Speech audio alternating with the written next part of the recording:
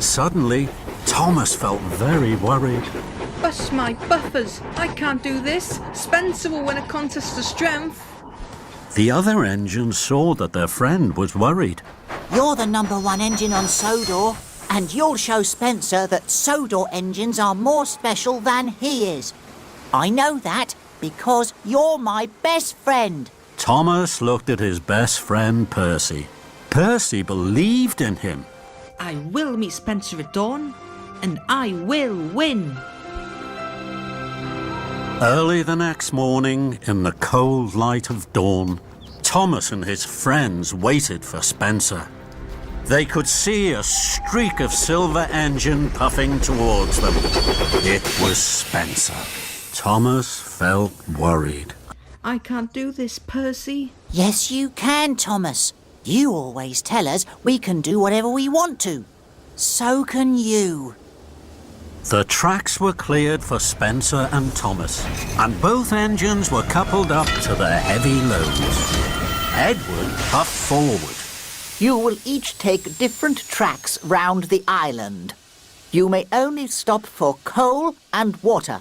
Then Edward whistled long and hard. The contest had begun.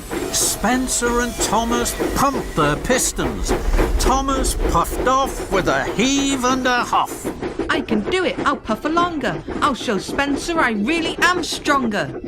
Spencer smiled as he slid away. I'll show Thomas who's strong and who's weak. He'll puff home with a squeak and a creak.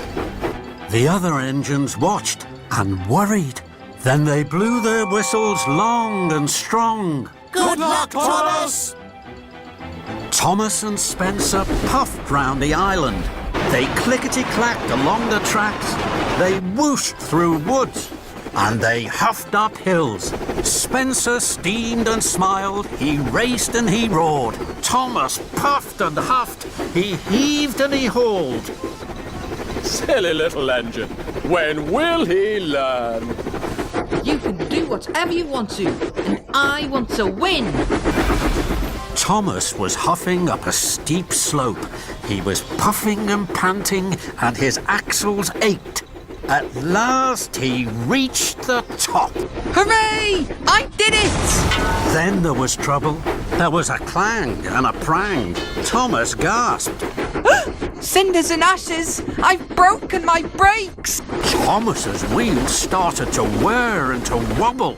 He flew faster and faster down the hill. Oh no! Oh, help! Thomas raced down one hill and rattled up the next. Help! I can't stop! Thomas's heavy trucks pushed him on and on through a junction where Spencer was waiting. Blistering boilers! And into some potato trucks. Potatoes bounced everywhere, but Thomas sped on. Into a flatbed of jam barrels. Sticky jam flew in the air and landed all over Thomas. But still he went on and found himself rolling along an old rickety track. Ahead, Thomas could see a thick wall of bushes. Fenders and funnels, how can I stop? With a scrunch and a crunch, Thomas crashed into the bushes and came to a stop. Flaming fireboxes! That was scary. Thomas looked around. After the racing and rattling, it was very quiet.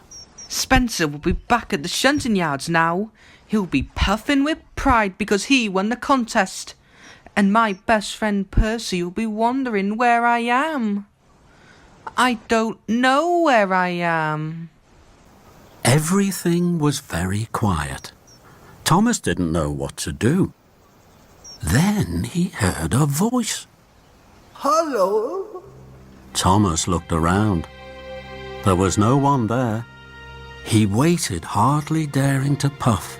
Hello? Thomas looked around again. He couldn't see anyone.